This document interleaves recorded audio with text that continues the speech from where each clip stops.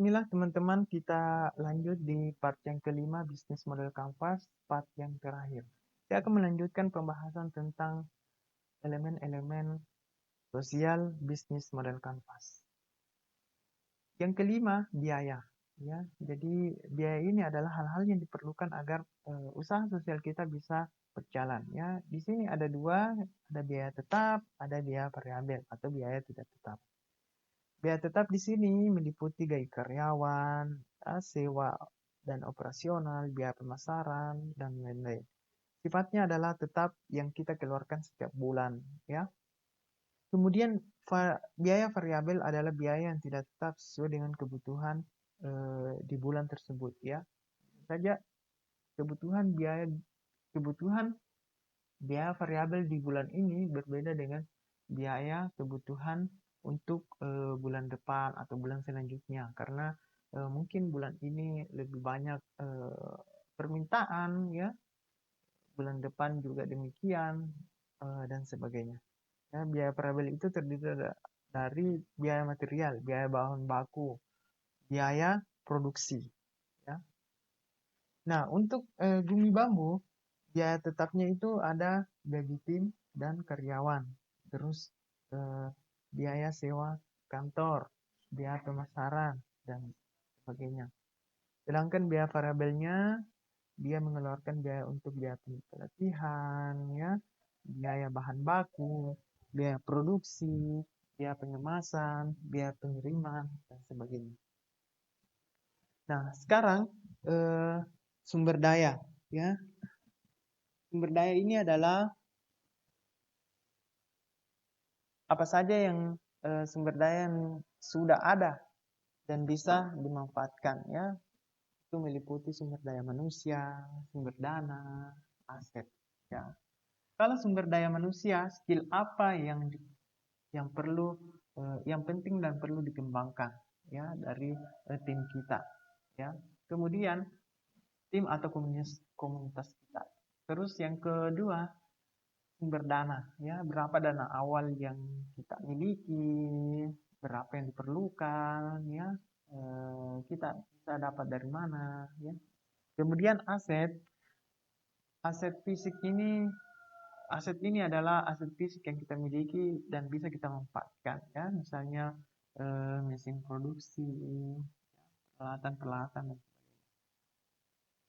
Untuk studi kasus dari Bumi Bambu, sumber daya manusianya yang skill yang penting dan perlu dikembangkan yaitu produksi bambu, ya, kemudian pelatihan perajin bambu, pelatihan pemasaran, pelatihan networking, pelatihan keuangan dan administrasi, ya, pengelolaan keuangan dan administrasi.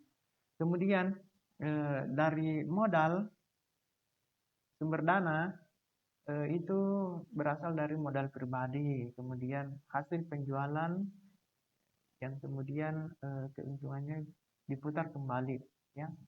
Kemudian aset fisik yang dimiliki dan bisa dimanfaatkan itu website, ya, kemudian inventaris peralatan, ya, kemudian bahan baku dan peralatan lainnya. Nah, yang terakhir adalah partner, ya, siapa saja pihak eksternal yang bisa kita ajak kerjasama, ya. Pertama pemerintah, ya, karena pemerintah pastinya juga memiliki tujuan-tujuan tertentu untuk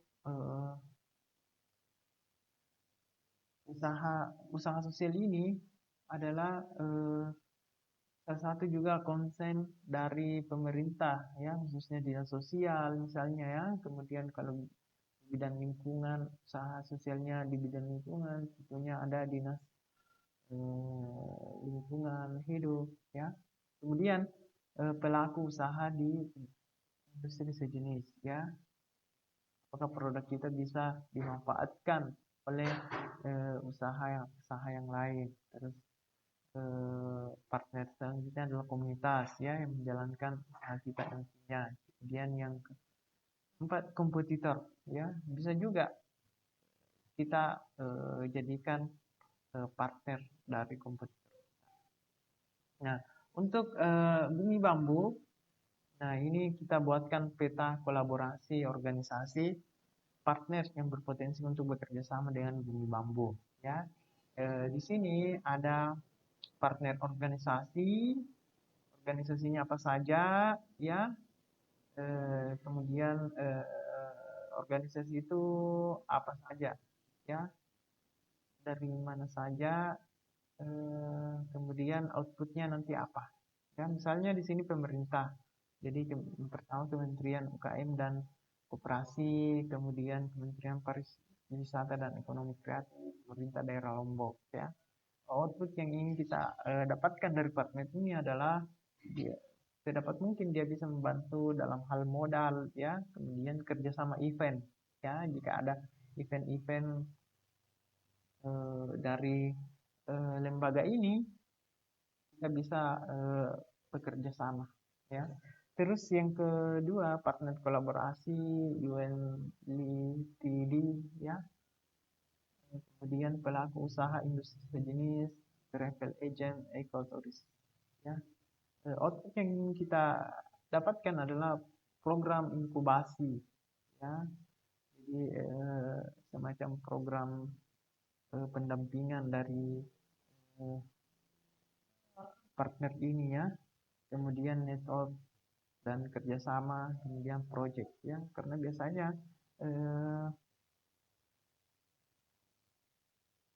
perusahaan-perusahaan ini biasanya dia mau bekerja sama berkolaborasi dengan kita melalui project, ya. Kita bikin iklan, dia produk kita kita tukar dengan mereka, ya. Kemudian marketplace, business to business, ya. Misalnya kamar dagang, ya, eco store, kemudian home living shop, ya, coffee shop, restoran, ya. Karena usaha-usaha seperti ini dia membutuhkan produk kita untuk mereka pakai di usahanya, ya, seperti misalnya cafe shop. Dia membutuhkan sedotan bambu kita untuk dia pakai supaya nanti di kafenya itu dia lebih unik kelihatannya.